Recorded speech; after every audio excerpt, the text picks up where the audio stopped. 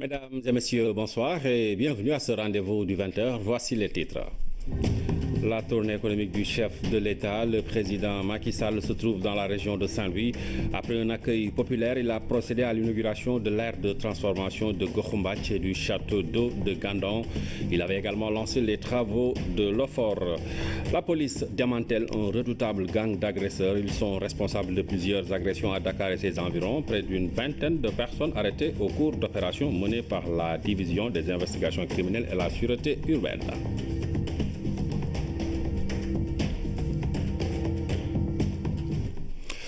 Le chef de l'État se trouve en ce moment dans la région de Saint-Louis. C'est pour les besoins de la tournée économique qu'il a démarré hier dimanche. Nous allons entrer en contact avec nos envoyés spéciaux qui sont là-bas. Notre équipe qui est déployée en ce moment à Saint-Louis, Ibrahima Diédhiou, va nous parler donc du programme du chef de l'État. Le temps de parler de cette actualité. Plus de 14 morts et plusieurs blessés graves. C'est le bilan de l'accident survenu hier entre un véhicule de transport en commun et un camion-citerne à Saint-Louis. Il a eu lieu aux abords de l'UGB Lamine Touré. Une collision d'une rare violence sur la RN2 à la sortie de l'université Gaston Berger de Saint-Louis. 15 morts sur le coup et 8 blessés évacués d'urgence. Un accident qui a eu lieu à 19h11 minutes. Et c'est une collision entre un car en partance pour le village de Mbodiène qui quittait Saint-Louis avec des passagers et un camion-citerne qui venait de la direction Diama vers Saint-Louis. Les informations qui ont été portées à notre niveau par les services de sécurité qui ont rallié les lieux très rapidement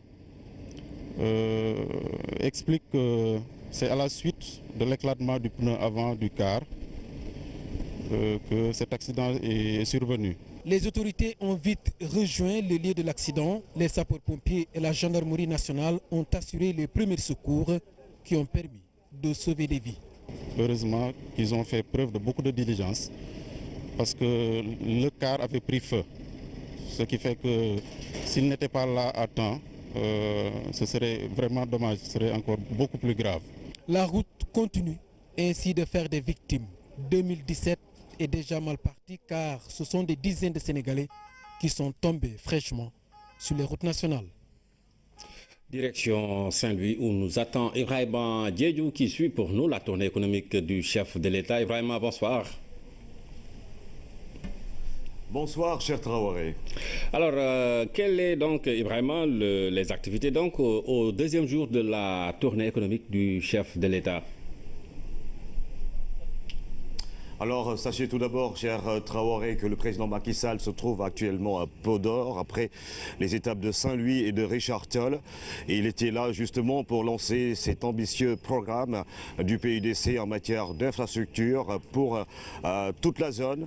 Et justement, l'île Amorphile qui va l'accueillir demain avec l'étape de Demet, mais également Canel et puis la région de Matam. Mais ce matin, vous l'avez sans doute vécu avec nous, le président de la République a annoncé des mesures pour faire face aux accidents mortels qui font énormément de victimes. 29 victimes en quelques 24 heures ici au Sénégal. Et c'est ça qu'il a déclaré ce matin. Le président de la République a fait justement cette déclaration lors de la cérémonie traditionnelle de levée des couleurs qui s'est tenue pour la première fois à l'intérieur du Sénégal dans la région de Saint-Louis. Ici également, le président Macky Sall a inauguré l'espace numérique mobile de la gouvernance. Nous voyons tout cela avec Oumar Niega.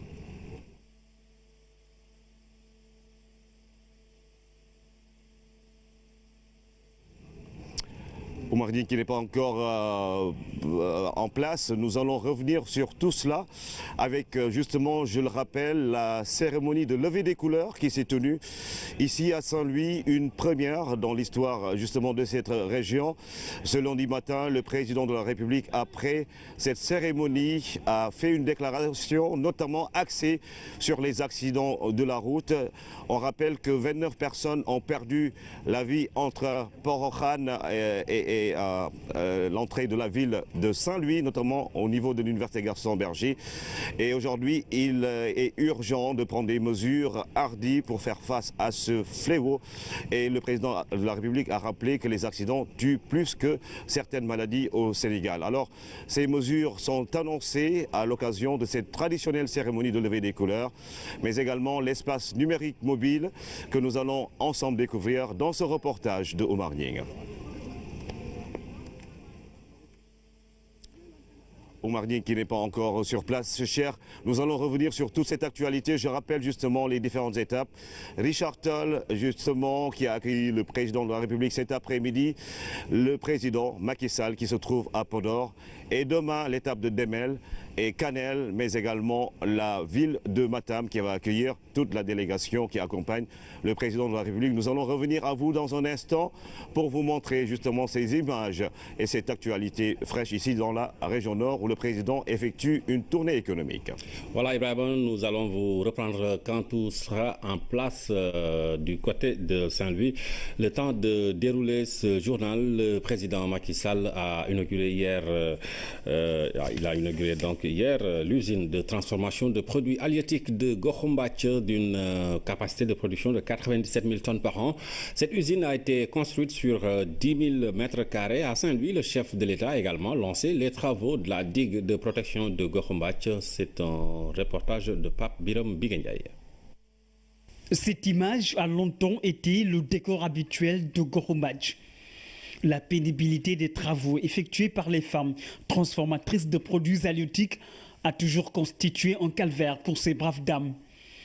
Il y a un peu plus d'un an, elle s'était confiée au président Macky Sall lors de sa dernière tournée économique dans cette zone. Flashback.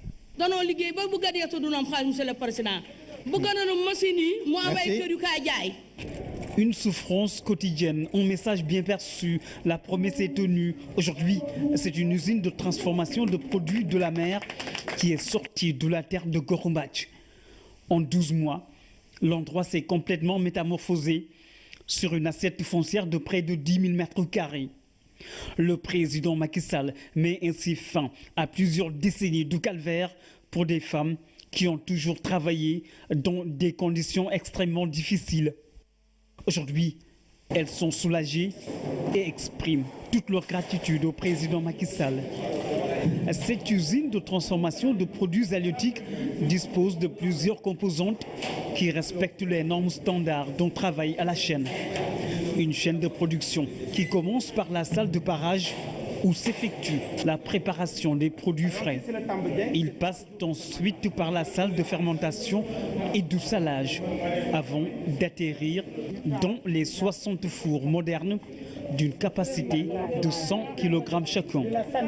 La suite se fait à l'extérieur sur les 3 zones de séchage avant l'acheminement de la production en salle d'emballage, puis dans les magasins de stockage des produits finis, prêts à l'emploi, à la commercialisation et à la consommation.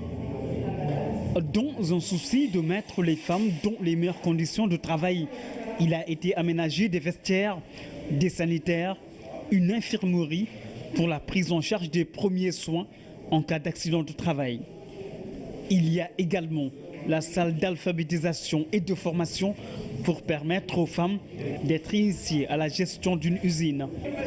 Ces femmes n'auront plus besoin également de mettre leurs enfants sur le dos en travaillant, puisqu'il y a une crèche à l'usine et des maîtresses qui veillent sur les tout-petits pendant que leurs mamans effectuent leurs tâches quotidiennes. C'est tout simplement fabuleux. 600 femmes vont travailler dans cette usine d'une capacité de production annuelle de 97 000 tonnes de poissons transformés, avec un chiffre d'affaires de plus de 11 milliards de francs CFA par an. Le président Macky Sall a également lancé les travaux d'urgence de protection côtière, d'où la langue de barbarie. L'ouvrage sera long de 3,5 km et va toucher les quartiers de Gokhumbath, Ndartout, Santhiaba et Guet-Ndar. Cela permettra d'atténuer les effets de l'avancée de la mer et de protéger les habitations contre l'érosion côtière. C'est un investissement de près de 4 milliards de francs CFA. Toujours à Saint-Louis, le chef de l'État s'est engagé à veiller sur la préservation des intérêts des pêcheurs. Le président de la République Macky Sall annonce la tenue d'un conseil interministériel pour la réparation du préjudice subi par des pêcheurs sénégalais en Mauritanie et qui ont perdu plusieurs de leurs biens. Des pêcheurs qui ont tenu également à rassurer et à remercier le président Macky Sall pour la subvention des moteurs de pirogue. Un effort financier de 431 millions de francs CFA pour subventionner plus de 400 engins. Les populations de Saint-Louis ont réservé un accueil chaleureux au président Macky Sall qui a posé hier des actes de haute portée économique et sociale dans la vieille ville. C'est une liesse populaire qui a accompagné le chef de l'État jusque tard dans la soirée à Pikine et à Gokhumbath, Pape Biram Piquet. Saint-Louis, deuxième étape d'une tournée économique, partie pour battre des records d'affluence et d'adhésion populaire à la politique du président de la République Macky Sall.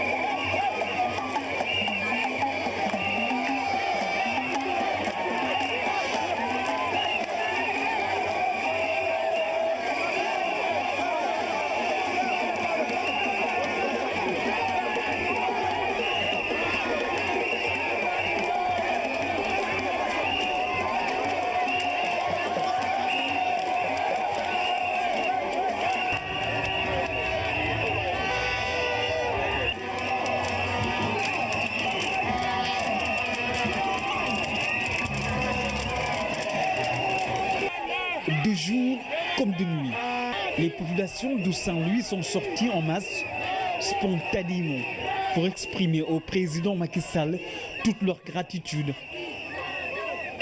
C'est parce que Saint-Louis occupe une grande place dans les politiques publiques en matière d'assainissement, de pêche, d'environnement et d'exploitation de produits halieutiques. Une mobilisation exceptionnelle à Saint-Louis, traduite par une liesse populaire sans précédent. Une tournée économique déjà très populaire dans l'axe nord, où les populations sont plus que jamais décidées à accompagner la marche triomphale vers un Sénégal émergent. De Pikine à Guet-Ndar, en passant par Santhiaba et Gokhumbath, partout, la vague déferlante d'une marée humaine a communié avec le président Macky Sall. À l'étape de Gandon, le chef de l'État a procédé à l'inauguration d'un château d'eau réalisé par la SONES dans le cadre du PEPAM. L'ouvrage d'une capacité de 1500 mètres cubes va régler les problèmes d'accès à l'eau potable à Gandon et dans les localités environnantes au Marning. Gandon a de quoi se réjouir. Avec le président de la République, ses populations vivent des instants inoubliables à travers la livraison de ce château d'eau qui va sensiblement améliorer la distribution du liquide précieux. Sur cette contrée, les techniciens de l'hydraulique ici présents, mais aussi les femmes préposées à la corvée, pourraient vous le confirmer, l'eau est saumâtre. En portant une attention particulière à cette denrée, vous faites honneur à vos engagements dans le cadre des Nations Unies pour le droit à l'eau potable, vous qui avez placé votre présidence du Conseil de sécurité sous le thème de cette importante matière. C'est pourquoi, Excellence, toutes les populations de Gandon et du département vous remercient pour cet investissement et bénissent votre action. Debout sur ces 30 mètres, l'ouvrage a une capacité de 1500 mètres cubes. En donnant ce château d'eau à la localité, le président Macky Sall permet à plusieurs quartiers de Saint-Louis de régler le déficit d'accès à l'eau potable. Désormais, l'eau potable est accessible à tout moment, à Pikine, à Lebal, dans les communes de Gandon et de Ndiébène-Gandiol, au quartier de HLM, de Léona, d'Eau Claire, de Santhiaba, de Khariala, au village de Ndjelembam, avec les 47 km de réseau installés. Il s'y ajoute que le nouveau forage de Ndiok Sal, déjà mis en service, desservira les localités situées sur l'axe Ndiok Sal, Fass, Rao, Gandiol, sans oublier bien entendu Pal, la cité bénie du vénéré Elhaji Rawane Ngom. Dans cette réalisation, le gouvernement du Sénégal a reçu l'accompagnement de partenaires techniques et financiers. L'Agence française de développement, la Banque ouest-africaine de développement, l'Union européenne ou encore la Banque européenne d'investissement. La cérémonie d'aujourd'hui constitue donc un nouveau jalon dans la coopération entre l'Union européenne et l'État du Sénégal, en attendant d'autres étapes que nous espérons franchir ensemble pour faire du plan Sénégal émergent une réalité pour les populations sénégalaises. L'eau potable est une surpriorité pour le président Macky Sall. Au-delà de Saint-Louis, des progrès notables ont été réalisés dans d'autres cités urbaines.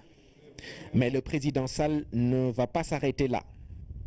Je veux faire plus et mieux pour le secteur de l'hydraulique, qui est un levier fondamental de notre nouvelle stratégie de développement économique et social. Mon ambition est de relever les défis de l'objectif de développement durable numéro 6, l'ODD 6, sur la sécurité et la qualité de l'accès à l'eau et à l'assainissement. Dans cette perspective, la SONES mettra en service d'ici 2021 plus de 300 000 m3 jour permettant de couvrir les besoins jusqu'à l'horizon 2035, grâce notamment à la 3e usine de traitement de Keur-Momar-Sarr, KMS 3, à l'usine de dessalement d'eau de mer des Mamelles, grâce à la coopération avec le Japon, et au projet de renforcement de l'accès à l'eau potable de 10 centres urbains. L'objectif d'accès universel est à notre portée, c'est la conviction du président Macky Sall. C'est pourquoi la dynamique sera maintenue. Le président de la République a remercié les partenaires techniques et financiers pour leur concours. Lui, le chef de l'État, a été fait citoyen d'honneur de Gandon. À travers cet acte, Madame Khoudjambaï et les populations lui expriment toute leur reconnaissance. Nous retrouvons Ibrahima Diédhiou qui suit pour nous la tournée économique du chef de l'État. Ibrahima, est-ce que tout est en place chez vous?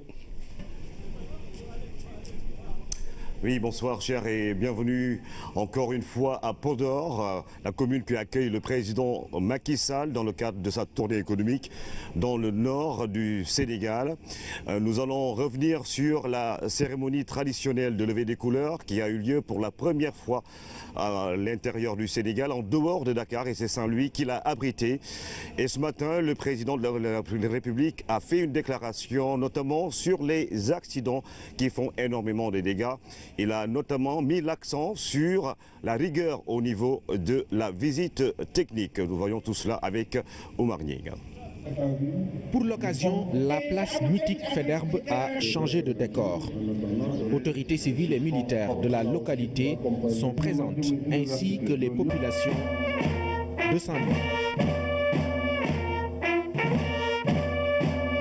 À 8 h, le chef de l'État sort de la gouvernance.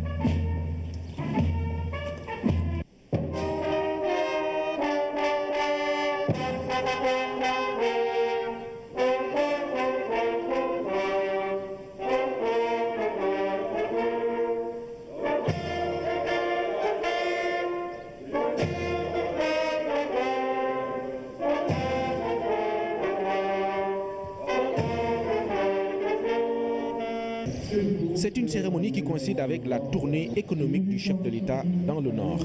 L'étape de Saint-Louis coïncide avec cet énième accident malheureux sur les routes, cette fois à l'entrée de Saint-Louis avec un bilan lourd. En présentant ses condoléances aux familles des victimes, le chef de l'État annonce des mesures fortes pour arrêter cette situation inacceptable. Cela montre que nous avons dépassé les limites en matière de tolérance et que le moment est venu de prendre toutes les mesures que requiert la situation. D'une part, vis-à-vis du parc automobile, sur la nécessité de procéder momentanément à l'arrêt de tous ces véhicules qui présentement ne devraient jamais disposer d'une visite technique leur permettant de circuler et de transporter des personnes. De revoir donc les visites techniques avec une rigueur extrême, de voir également avec les professionnels du transport, les transporteurs eux-mêmes, les chauffeurs, à travers leurs associations, et l'administration sur les modalités de repassage ou alors des formations momentanées pour les conducteurs et autres chauffeurs afin de rappeler les dispositions pertinentes du Code de la route. Il y a d'autres mesures qui devront être également étudiées, notamment pour les grands corridors tels que Dakar-Bamako, la possibilité d'élargir les voies. En tout cas, des mesures seront prises puisque ça ne peut pas continuer. Aujourd'hui, personne n'ose emprunter la route parce que vous avez de fortes chances de laisser votre vie et ce n'est pas acceptable. Je présente mes condoléances, ainsi que celles de la nation, aux familles éplorées. Hier, déjà, le gouverneur de la région de Saint-Louis, le maire de la ville, le ministre des Transports et le ministre de l'Intérieur se sont rendus dans les hôpitaux pour voir les malades. Le gouvernement apportera toute son assistance aux familles des victimes. En instituant ce cérémonial, le chef de l'État met en exergue le civisme et la citoyenneté. À Saint-Louis, il rappelle l'importance qu'il accorde à ces valeurs de la République. Je remercie les autorités administratives, militaires et municipales. Et je remercie également les populations de Saint-Louis pour la parfaite organisation de cette cérémonie. Comme vous le savez, la levée des couleurs n'est pas un simple rituel. Je l'ai institué pour marquer une volonté de partager les valeurs de la République, dont le socle est avant tout le civisme, c'est-à-dire le respect par tous des symboles et institutions de la République.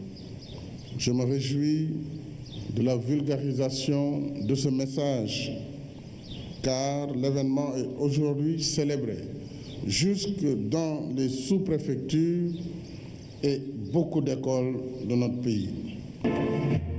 Pour une conscience partagée, le président de la République appelle ses concitoyens au respect des valeurs communes. Hommage également aux femmes à la veille du 8 mars.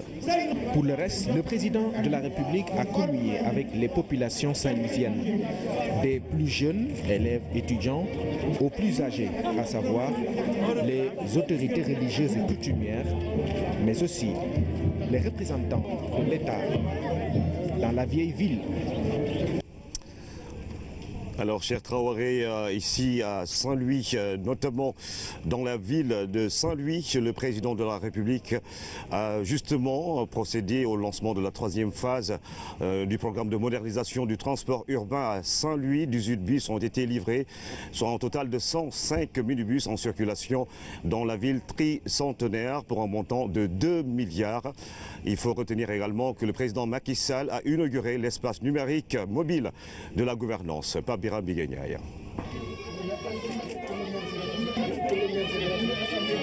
Le geste traduit une avancée majeure dans le cadre de la modernisation des transports urbains de Saint-Louis. C'est la troisième phase avec 18 véhicules. Il y a eu une première phase en 2015 et une deuxième phase en 2016. Ça impacte tous les quartiers. Le renouvellement du parc automobile dans le secteur des transports a contribué à la professionnalisation des acteurs conscients de leur mission. À Saint-Louis, 105 minibus ont été livrés, soit un coût de 2 milliards de francs CFA. Depuis le démarrage du programme Son Excellence, nous sommes à plus de 11 000 emplois créés.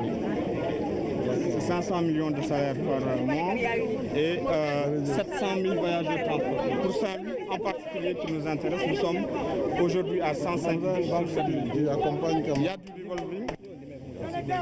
De 2012 à 2017, l'État a mis en circulation 1224 minibus avec un investissement de 22 milliards de francs CFA et 245 minibus livrés chaque année.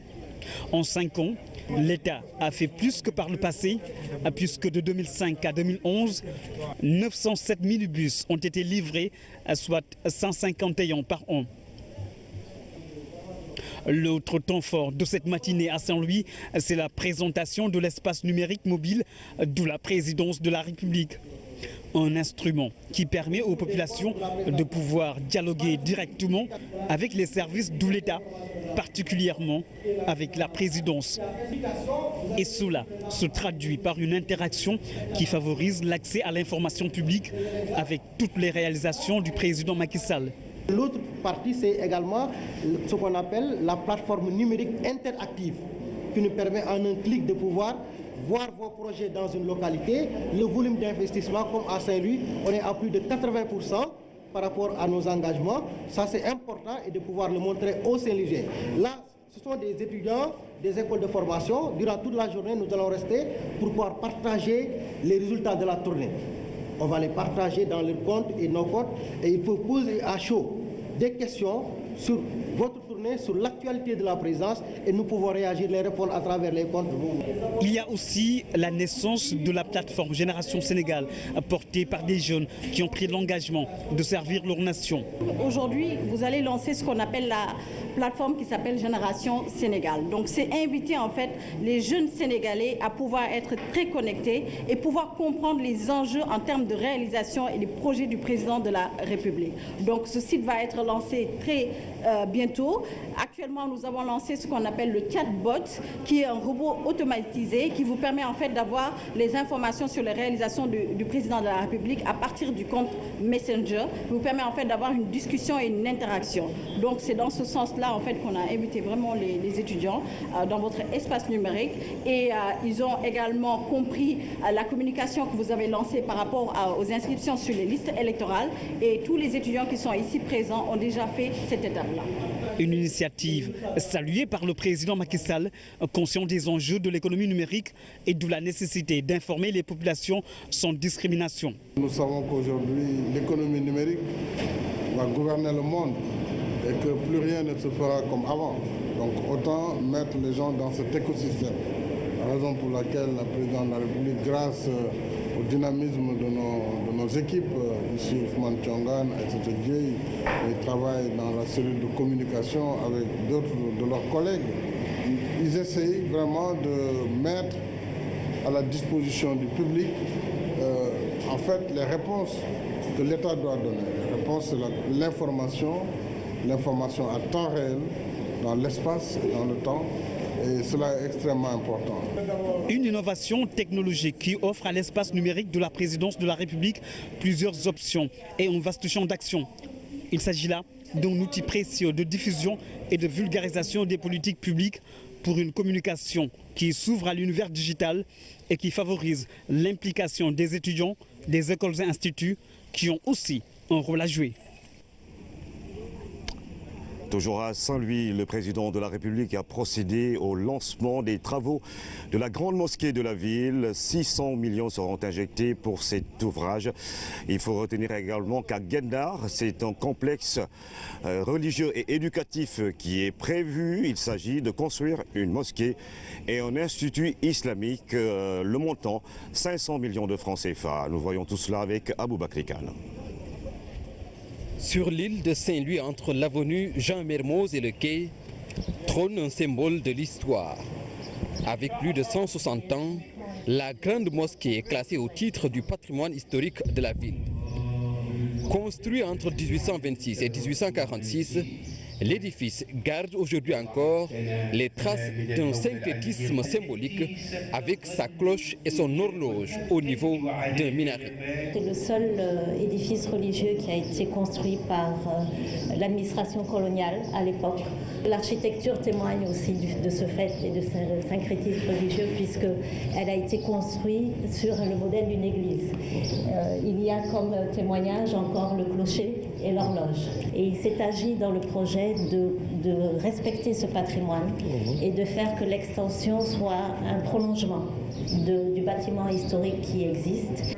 Vu le niveau de dégradation très avancé, le président de la République envisage la réhabilitation profonde de la mosquée. Une intervention qui prend en compte le souci du respect du patrimoine que constitue l'édifice. Un projet qui va redonner une homogénéité à ce lieu de culte historique, au grand bonheur des fidèles. Monsieur le Président, vous êtes l'expression de la bonté même, mais aussi de la magnanimité. Ndax teraanga ji nga nu jox, ça nous est allé droit au cœur, croyez-le bien. Nii la kilifa di def, néew wax bari jëf. Avec 2 espaces de prière, hommes et femmes, d'une capacité de 1850 et 110 personnes, une bibliothèque, un local pour l'imam, une morgue et la réhabilitation du puits de El Hadj Oumar Foutiyou Tall, les travaux devraient tenir sur un peu plus d'1 an. La nouvelle mosquée sera aussi équipée. Coût global du projet, environ 600 millions de francs CFA. Toujours dans le cadre de son programme spécial des sites religieux, le président de la République a également procédé à la pose de la première pierre d'une mosquée et d'un institut islamique à Guet Ndar. Un projet de construction d'un complexe religieux et éducatif où sont prévus daras modernes et espaces numériques dédiés aux jeunes, notamment les talibés, pour des conditions d'apprentissage beaucoup plus humaines. Devant les notables de Guet Ndar, le président Macky Sall est revenu sur l'incompréhension qui a suivi la délocalisation de l'ancienne mosquée de ce quartier de pêcheurs. Le chef de l'État d'exprimer surtout son souci de doter les fidèles musulmans d'une nouvelle mosquée avec plus de commodité. Guet Ndar de manifester ainsi toute sa satisfaction avec des prières formulées pour la réalisation des grands projets de leur hôte du jour. Voilà, cher Traoré, ce sont donc les temps forts de cette première journée à Saint-Louis, la ville qui a abrité cette cérémonie traditionnelle de levée des couleurs. Et vous avez vu également tout ce qui va se faire pour la construction de ces sites spirituels ici, notamment à Saint-Louis, la ville, et dans la région de Podor. Le président va procéder après tout cela à la remise de matériel agricole et post-récolte aux femmes de Podor et environ. Alors nous allons revenir sur toute cette actualité avec vous dans quelques instants. Voilà, merci Ibrahima. Vous allez donc, comme vous l'avez dit, revenir pour nous parler de tout cela. Nous restons en attendant avec l'actualité du président de la République qui a officiellement lancé la 3e phase du volet hydraulique du programme d'urgence de développement communautaire. Au total, 60 milliards de francs CFA seront investis sur une période de 16 mois. L'Office des forages ruraux est chargé d'assurer la maîtrise d'ouvrage. Dame Silla. 251 forages, 181 réseaux et châteaux d'eau, 1800 km de canalisation, 9000 bornes fontaines et 270 abreuvoirs. Voilà ce qui compose la 3e phase du volet hydraulique du programme d'urgence de développement communautaire. Goufat, localité située dans la région de Louga, a abrité la cérémonie de lancement sous la présidence du chef de l'État. Avec le démarrage de la 3e phase du volet hydraulique du PUDC, l'objectif poursuivi est de consolider les acquis par la satisfaction des besoins en eau de plus de 500 000 personnes supplémentaires. L'OFOR donc chargé, entre autres missions, de veiller à la maintenance et à l'entretien des forages en rapport avec les opérateurs privés responsables de l'exploitation. Les travaux de la troisième phase du volet hydraulique du PUDC seront livrés dans 16 mois. La maîtrise d'ouvrage est confiée à l'Office des forages ruraux OFOR et l'entreprise chinoise CGOC assure l'exécution. Le Sénégal n'a pas de problème d'ouvrage en réalité. Ce que nous avons, c'est un problème d'exploitation. Et c'est ça le cœur de métier de l'OFOR que nous allons traduire, nous, dans notre vision, à ce qu'on appelle un foyer, un point d'eau potable. Amener l'eau dans les maisons, c'est pour ça que dans ce projet important, nous avons plus de 1000 km de réseau. Et ça va vraiment beaucoup changer quand on aura fini d'exécuter le projet. Tout ce projet-là, on va créer plus de 1000 emplois pour la réalisation et aussi fabrication de tuyaux de PVC. Donc j'espère que ce projet s'avance bien avec le soutien de tout le monde. L'Office des forages ruraux est mis en place en 2014 par l'État du Sénégal. Son objectif principal est de permettre au monde rural d'avoir accès à une eau potable. Donner de l'eau potable à toutes les populations, mais c'est d'amener surtout un robinet dans chaque foyer. Il ne faudrait plus que nos femmes, nos sœurs se mettent à marcher tous les jours des dizaines de kilomètres pour aller chercher de l'eau. Et c'est ça la bataille que nous menons. Nous sommes passés d'une approche, on disait dans le monde rural, donnons-leur de l'eau, à une approche, donnons-leur de l'eau potable avec la plus grande proximité. Et c'est en parfaite cohérence avec les objectifs de développement durable. L'égalité des chances entre les villes et les campagnes est l'un des axes prioritaires du président de la République Macky Sall. La réalisation de la troisième phase du volet hydraulique du PUDC va permettre au monde rural de s'alimenter correctement en eau. La présentation du dernier rapport de la Banque mondiale sur les villes africaines. L'enquête concerne 64 cités urbaines et montre les obstacles de leur productivité. Parmi eux, la densité de la population plus rapide que le développement. Oumoubalé. Une ville très peuplée et sans connectivité adéquate est un obstacle majeur à sa croissance économique. C'est le constat fait par la Banque mondiale dans la plupart des pays d'Afrique. Dans son rapport intitulé « Ouvrir les villes africaines au monde », l'institution financière dresse tous les manquements liés à la non-conciliation entre croissance démographique et croissance économique dans une soixantaine de villes du continent. Et la croissance démographique est arrivée beaucoup plus en avance que la croissance économique. Donc c'est un très grand défi qu'on constate. Donc ici, ce qu'on propose, c'est en fait de mieux planifier la ville pour qu'on puisse avoir une répartition beaucoup plus et des investissements d'infrastructures qui est lié à la croissance économique. Donc il faut que en fait, c'est l'économie et le marché qui dirigent la direction de l'investissement d'infrastructures. Sur ce tableau, Dakar sort du lot avec des performances en matière de connectivité de son réseau routier conforté par ses projets d'infrastructure, même si les défis sont encore importants. Aujourd'hui, le nombre de Sénégalais vivant dans les villes est en passe de représenter près de la moitié de la population du pays, avec un taux de progression qui montre un dépeuplement de nos campagnes au profit des villes. Cette situation illustre parfaitement la vigueur de la croissance urbaine dans notre pays et permet en outre d'appréhender l'ampleur des défis qui se posent à nos villes.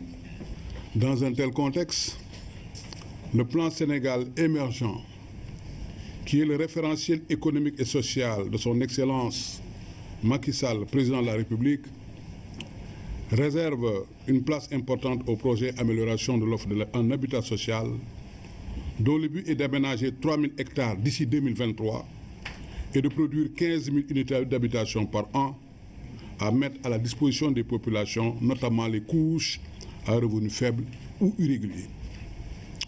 Pour réaliser cette ambition, tout comme pour l'atteinte des EDD, il faut nécessairement des politiques et des stratégies de planification et d'aménagement urbain. Des questions toutes prises en compte dans les recommandations qui concluent le rapport de la Banque mondiale. L'institution veut des cités urbaines africaines qui allient croissance urbaine et croissance économique. Pour ce faire, elle est prête à accompagner les décideurs. Je vous le disais dans les titres, près d'une vingtaine de personnes arrêtées au cours d'opérations menées par la division des investigations criminelles et la sûreté urbaine. Il s'agit des bandes dirigées par les nommés Abba Diédhiou, présumé assassin de l'étudiant marocain, et Thialé, le meneur des braquages de banques, et Point Wari. C'est un reportage signé Philomène Constance Diagne. Meurtre, vol à main armée, association et recel de malfaiteurs, détention de chanvre indien. Voici les chefs d'inculpation dont sont accusées ces 9 personnes arrêtées par la division des investigations criminelles. 3 parmi eux seraient les meurtriers de l'étudiant marocain agressé la nuit du samedi 25 février dernier. L'enquête nous a permis d'interpeller 9 individus, dont 3 ont eu à participer, dont 3 ont commis le meurtre du ressortissant marocain. Celui qui a tué, il se nomme Abba Diédhiou. Il était en compagnie d'Abdoulaye Ndiaye, alias Laïsane, et d'Ibrahim Sissoko, alias Baba Diola. Des perquisitions à leur domicile ont permis la saisie d'armes blanches et le gros du butin empoché par les agresseurs. On a eu 2 machettes, un couteau John Rambo, dont l'arme qui a été utilisée pour commettre le meurtre, 2 cornes, 8 téléphones portables, un certificat de mise en circulation pour un scooter de marque Piaggio et un autre pour un scooter de marque Gilera Runner. Une enquête parallèle a aussi permis l'interpellation des collaborateurs de la bande, 5 autres avec qui une centaine de téléphones portables ont été retrouvés. Nous invitons les citoyens, nos concitoyens, à venir identifier leur téléphone s'ils ont été victimes de vol de téléphone portable. Autre investigation diligentée cette fois par la sûreté urbaine, celle portée sur la bande dite à Thialé. Beaucoup de banques et Point Wari ont subi leur passage. 8 personnes ont été effectivement interpellées pour les motifs d'évasion, association de malfaiteurs, vol avec violence commis en réunion, avec usage de moyens roulants, détention illégale d'armes blanches et d'armes à feu, tentative de meurtre sur des agents de la force publique, recel de malfaiteurs. La police rassure les populations, des contrôles réguliers et patrouilles de sécurisation vont se poursuivre pour leur quiétude. Mais c'est pour rappeler et apaiser les populations, pour leur dire que la police ne ménage toujours accomplir cette mission. On sait que c'est à l'origine des agresseurs, tout ça là, on comprend quoi. Mais le fait qu'on nous arrête sans motif, bon, moi je sais que j'ai un problème de carte grise. On m'a arrêté parce que j'ai un problème de carte grise, ça ne me gêne pas. C'est normal, je trouve que c'est normal. Non, contrôle, c'est normal. Je suis pour le contrôle. Il y a trop d'agresseurs ces derniers jours et souvent ils utilisent les 2 roues.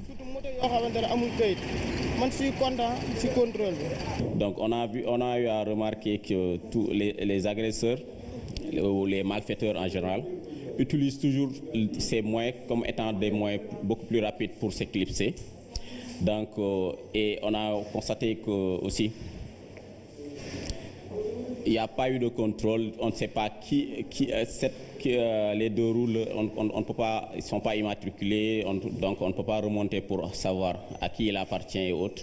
Ces bandes opéraient dans les quartiers de Fass, Liberté 6, Castor et dans les environs de la VDN. Le travail continue, la police veille au grain et gare aux bandes qui réapparaîtront.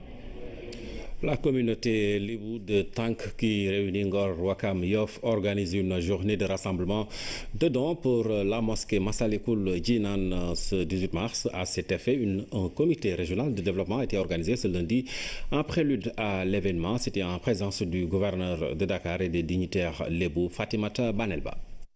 Quiconque contribue à la construction d'une mosquée dans ce pays ira au paradis.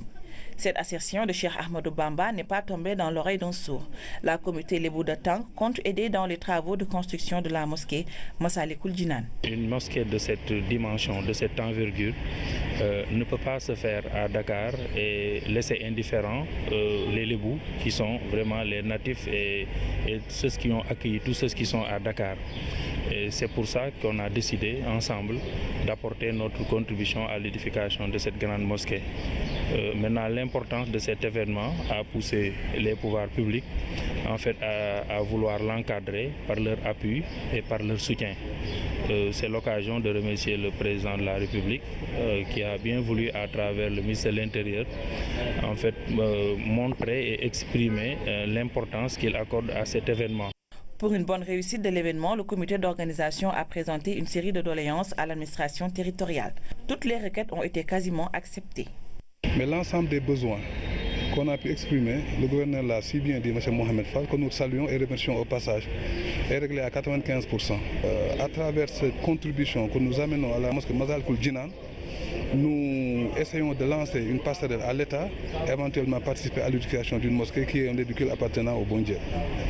C'est un événement qui draine beaucoup de monde et qui appelle au plan de l'administration un certain nombre de mesures à prendre, notamment au plan sécuritaire, au plan hygiène, santé. Et quand il y a de grands rassemblements de cette dimension, il est normal que l'administration accompagne ce processus-là pour que l'événement se déroule dans un contexte de sécurité, mais également avec pleinement une grande efficacité. Si l'année dernière, le comité a collecté près de 7 millions de francs CFA, pour cette édition, il espère doubler les dons. Un appel a été lancé à tous les musulmans pour aider à la réussite de l'événement, prévu ce 18 mars à Yoff. Retour sur le sacre du Sénégal au FESPACO 2017. Le chef de l'État a envoyé un message de félicitations aux lauréats encore présents à Ouagadougou. Il leur a été transmis par l'ambassadeur du Sénégal au Burkina Faso au cours d'une réception à laquelle ont pris part plusieurs autorités sénégalaises, parmi elles le médiateur de la République, envoyé spéciaux à Ouagadougou, Oumendour et El Haj Malick Dieng.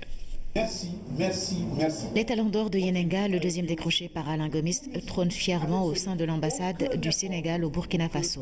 À cette réception offerte par l'ambassadeur Anta Coulibaly Diallo, il y avait de hautes autorités sénégalaises en mission dans le pays, comme le médiateur de la République et le ministre conseiller Ndioro Ndiaye. Je voudrais d'abord féliciter le lauréat et toute son équipe, mais également toute l'équipe du Sénégal.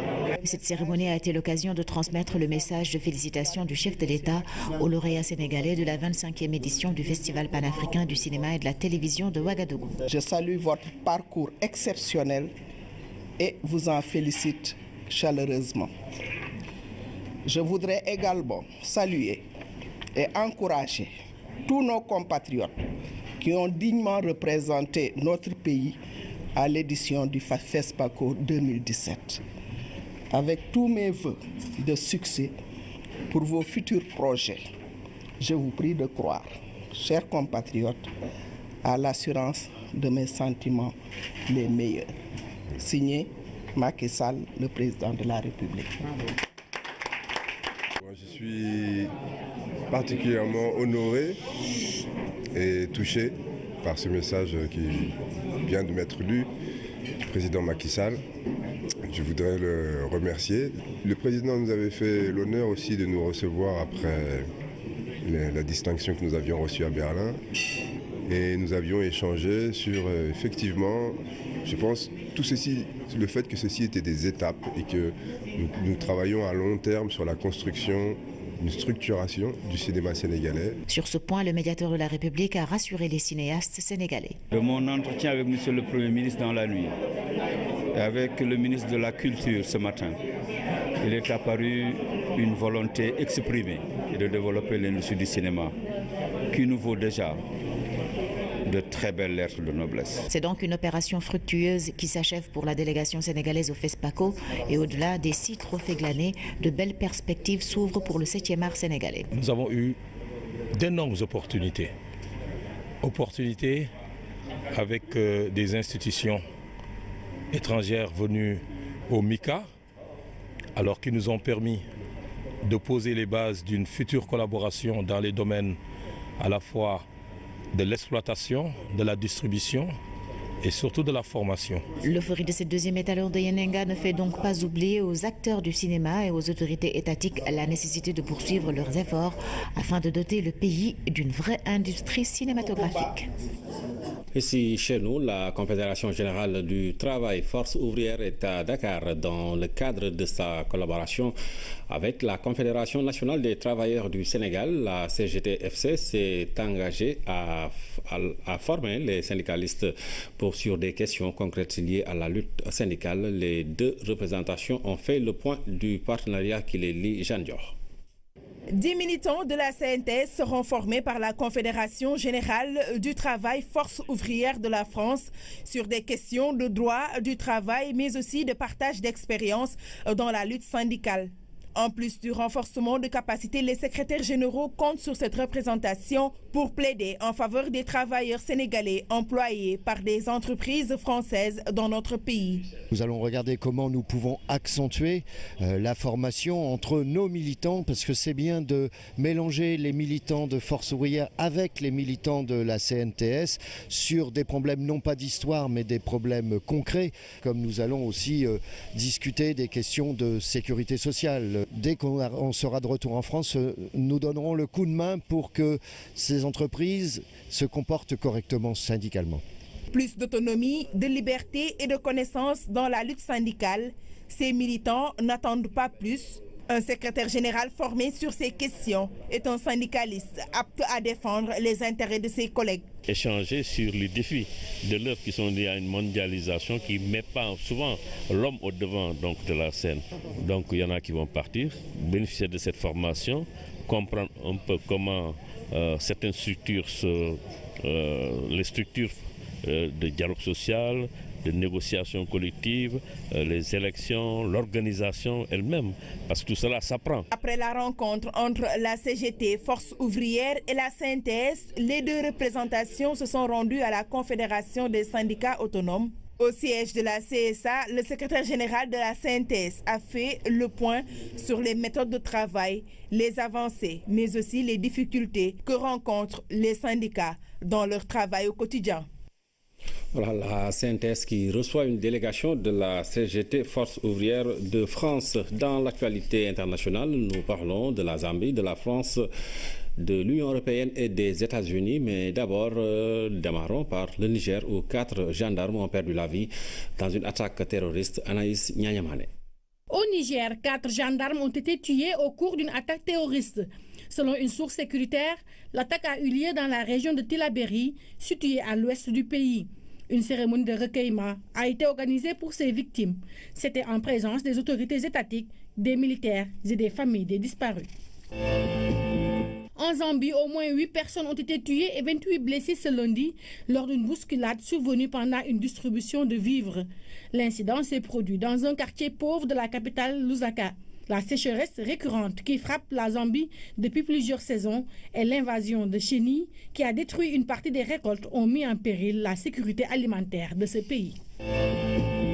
En France, l'ancien Premier ministre Alain Juppé a affirmé qu'il ne sera pas candidat à l'élection présidentielle d'avril-mai. Une décision qui fait suite à l'obstination de François Fillon, mis en cause dans une affaire d'emploi présumé fictif. Selon le maire de Bordeaux, cette décision devrait débloquer la situation dans les prochains jours. À Bruxelles, les ministres européens des Affaires étrangères ont jeté les bases d'un quartier général militaire. Ce premier QG militaire pour l'Union européenne devrait être opérationnel prochainement et employera environ 30 personnes.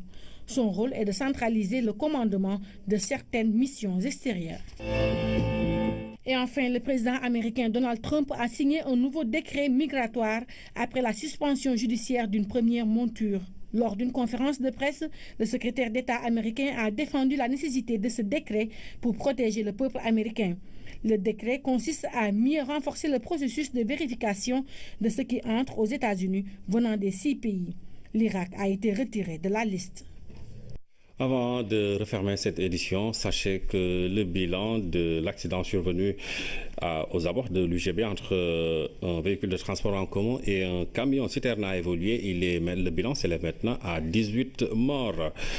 Voilà qui met fin à cette édition. Nous espérons avoir dans la soirée nos équipes de Saint-Louis qui suivent pour nous la tournée économique du chef de l'État et qui vont nous parler donc des activités du président Macky Sall dans la ville de Saint-Louis. D'ici là, passez d'excellents moments en compagnie des programmes de la RTS. parce que le car avait pris feu. Ce qui fait que s'il n'était pas là à temps, ce serait vraiment dommage, ce serait encore beaucoup plus grave. La route continue ainsi de faire des victimes. 2017 est déjà mal parti car ce sont des dizaines de Sénégalais qui sont tombés fraîchement sur les routes nationales. Direction Saint-Louis où nous attend Ibrahima Diédhiou qui suit pour nous la tournée économique du chef de l'État. Ibrahima, bonsoir. Bonsoir, cher Traoré.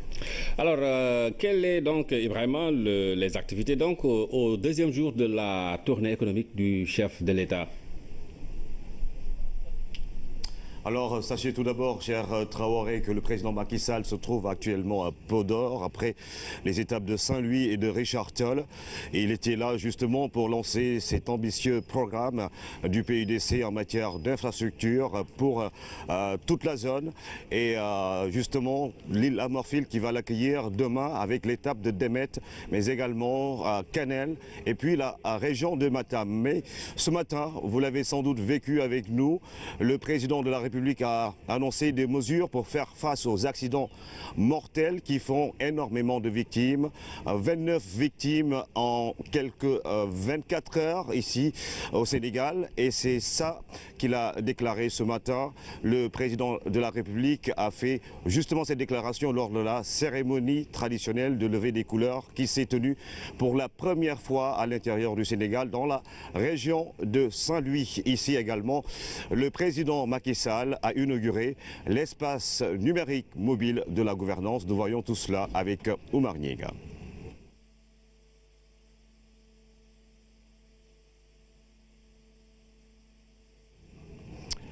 Oumar Niega qui n'est pas encore en place. Nous allons revenir sur tout cela avec justement, je le rappelle, la cérémonie de levée des couleurs qui s'est tenue ici à Saint-Louis, une première dans l'histoire justement de cette région.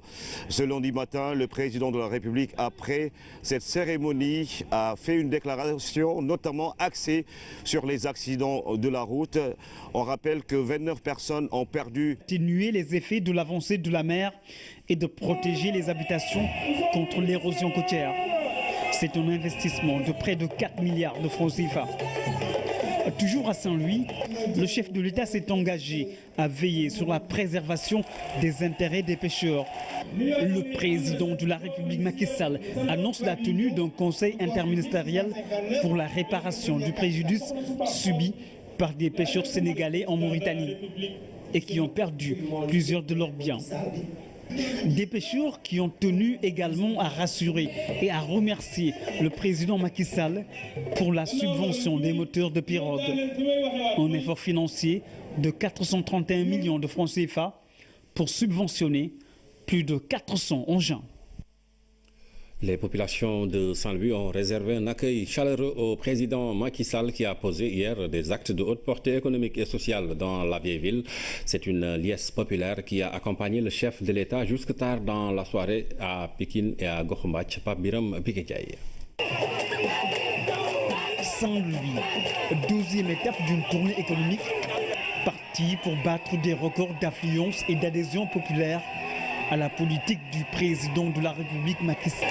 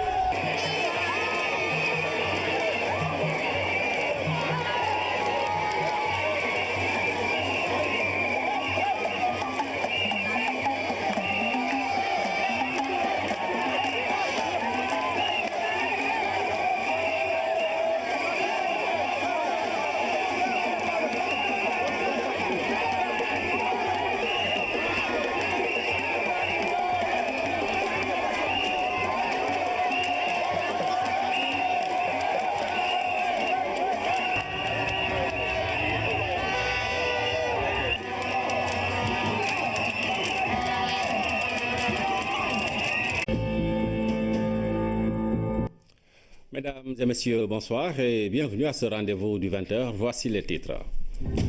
La tournée économique du chef de l'État, le président Macky Sall, se trouve dans la région de Saint-Louis. Après un accueil populaire, il a procédé à l'inauguration de l'aire de transformation de Gokhumbath et du château d'eau de Gandon. Il avait également lancé les travaux de l'OFOR. La police démantèle un redoutable gang d'agresseurs. Ils sont responsables de plusieurs agressions à Dakar et ses environs. Près d'une vingtaine de personnes arrêtées au cours d'opérations menées par la division des investigations criminelles et la sûreté urbaine.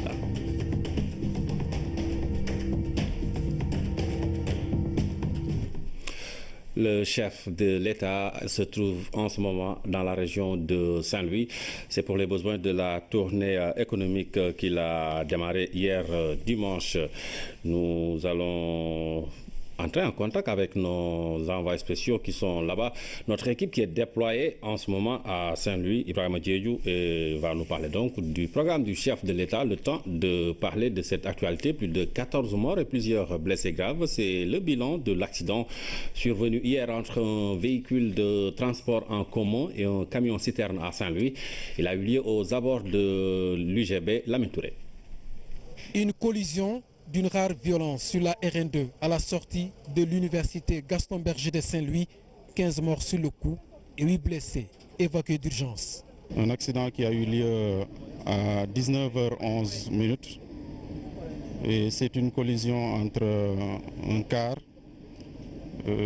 en partance pour le village de Mbodiène qui quittait Saint-Louis avec des passagers et un camion-citerne qui venait de la direction Diama vers Saint-Louis.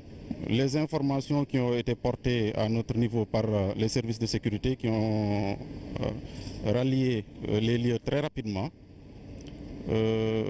expliquent que c'est à la suite de l'éclatement du pneu avant du car que cet accident est survenu. Les autorités ont vite rejoint le lieu de l'accident. Les sapeurs-pompiers et la gendarmerie nationale ont assuré les premiers secours qui ont permis de sauver des vies.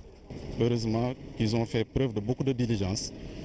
La vie entre Port-au-Khan et l'entrée de la ville de Saint-Louis, notamment au niveau de l'université Gaston Berger. Et aujourd'hui, il est urgent de prendre des mesures hardies pour faire face à ce fléau.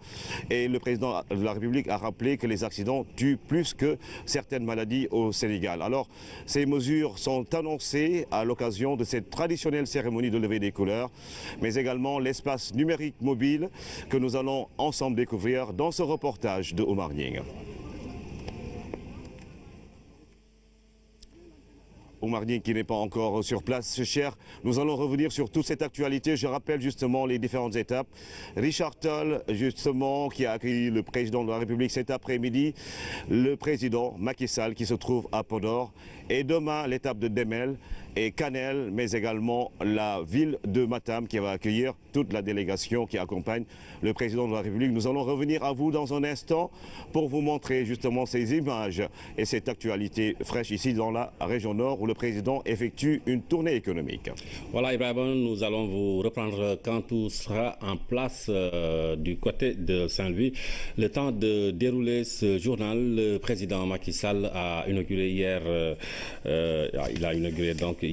l'usine de transformation de produits halieutiques de Gokhumbath d'une capacité de production de 97 000 tonnes par an. Cette usine a été construite sur 10 000 mètres carrés à Saint-Louis. Le chef de l'État a également lancé les travaux de la digue de protection de Gokhumbath. C'est un reportage de Pape Biram Bigenyaï. Cette image a longtemps été le décor habituel de Gokhumbath. La pénibilité des travaux effectués par les femmes transformatrices de produits halieutiques a toujours constitué un calvaire pour ces braves dames. Il y a un peu plus d'un an, elle s'était confiée au président Macky Sall lors de sa dernière tournée économique dans cette zone. Flashback.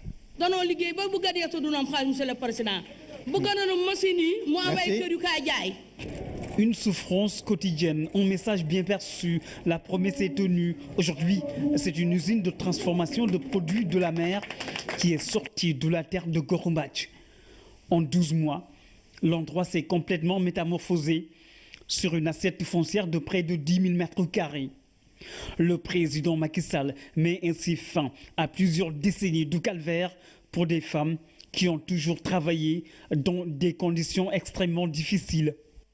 Aujourd'hui, Elles sont soulagées et expriment toute leur gratitude au président Macky Sall. Cette usine de transformation de produits halieutiques dispose de plusieurs composantes qui respectent les normes standards dont travaille à la chaîne. Une chaîne de production qui commence par la salle de parage où s'effectue la préparation des produits frais. Il passe ensuite par la salle de fermentation et du salage avant d'atterrir dans les 60 fours modernes d'une capacité de 100 kg chacun.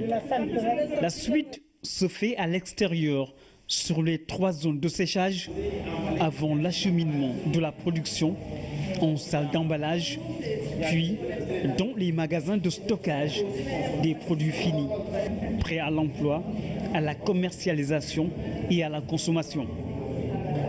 Dans un souci de mettre les femmes dans les meilleures conditions de travail, il a été aménagé des vestiaires, des sanitaires, une infirmerie pour la prise en charge des premiers soins en cas d'accident de travail.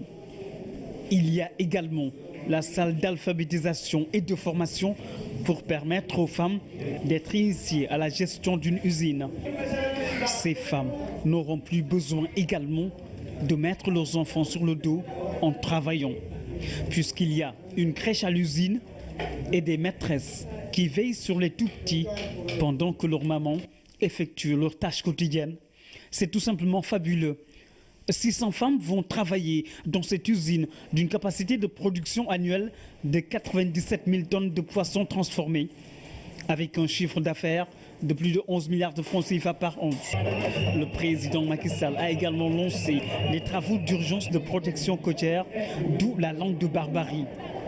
L'ouvrage sera long de 3,5 km et va toucher les quartiers de Gorobadj, Ndartout, Santhiaba et Guet Ndar. Cela permettra